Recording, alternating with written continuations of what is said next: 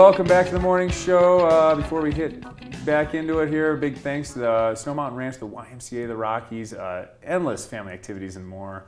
Check them out at snowmountainranch.org. They got just a beautiful location right up here in Grand County and lots of acreage to enjoy. So I'm hanging out with Andy Miller, and he is the board member of the Town of Trustees of Fraser, something like that. One of the. Yeah, not you aren't the, but talking with your experience locally, it's pretty awesome to have you on that board. So you know what's going on. Like you said, you tore down the train depot, so you've got some mileage going. So hey, what's a summer activity you do? We've talked about skiing. Oh, biking for sure. You're a biker, mountain bike, road bike, a little both. Oh, mostly mountain bike. I'm too scared of cars. Yeah, moose are one thing, but cars are a whole. I'm scared of the bikers because I'm worried I'm going to hit them as I'm driving around. I mean, sometimes you're zipping along and there's a pile of them. But yeah, exactly. Mountain biking here. I think we have over 600 miles of trail county-wide, and I don't even know what Fraser could boast. And I've done my company's built a fair amount of trails too. We do that kind of work as well. I didn't realize that. M3 is kicking in a lot. Also does trail building as well. So Fraser's a magical location because no matter where you live in Fraser, you bike right out your door, and there's trails within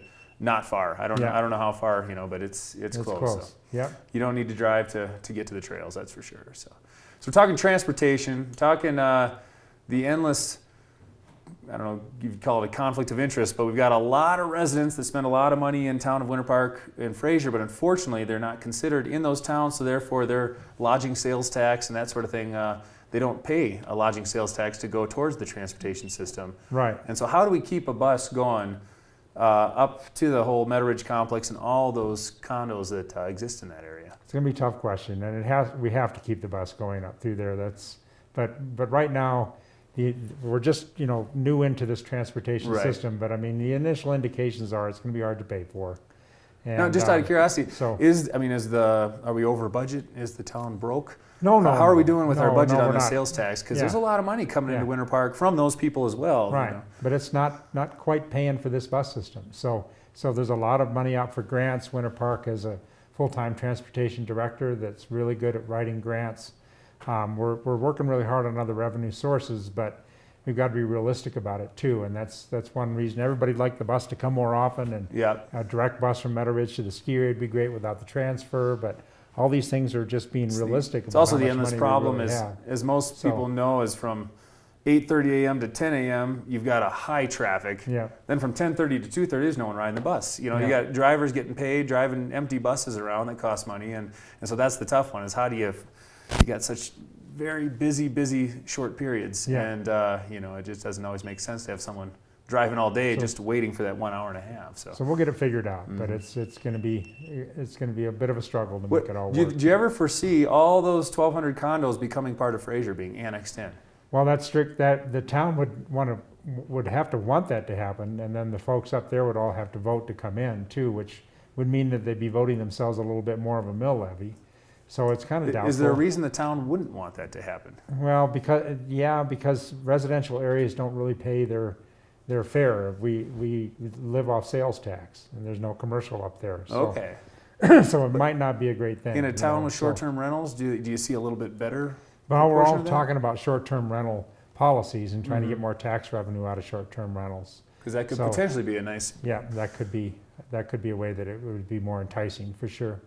Complicated question. All right, segue. We're done with Fraser. That's enough of that. Huts. You're, you are say that again. The director of the Grand Huts. Grand Huts Association. I'm their project manager, and this is a core to our culture up here. I mean, the huts are just an incredible collection of facilities we have up here. The High Lonesome Hut that I built in 1995 was 20 years old. And you were part of the building of the High Lonesome Hut. Or you were the building. I am, and I'm still the manager, and I'm a 50% owner of that. I have some partners. And then, but the hut up on Berthoud, I founded that organization as well. And when you say that, you're talking about the Broom Hut? The Broom Hut, yeah.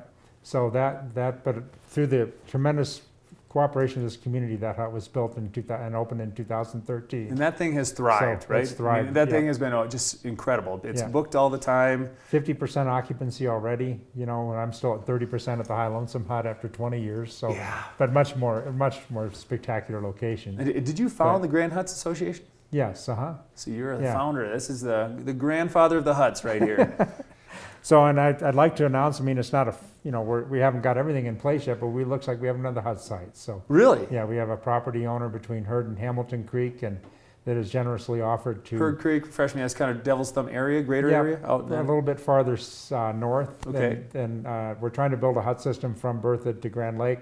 This would be one of the last huts. Stops along the way. Lonesome. And so the idea, I mean, with the hut is that you could hut to hut. Is that kind of the greater idea? I mean, for skiing, hiking, and also mountain biking. And you've got a new location. That's incredible. Yeah, it looks like it. We're getting closer. So. And with Broom Hut, I mean, it became, you had a lot of volunteers, a lot of people helping Sherpa equipment and stuff up there, right? Yeah, and we still do a helicopter lift to there every year.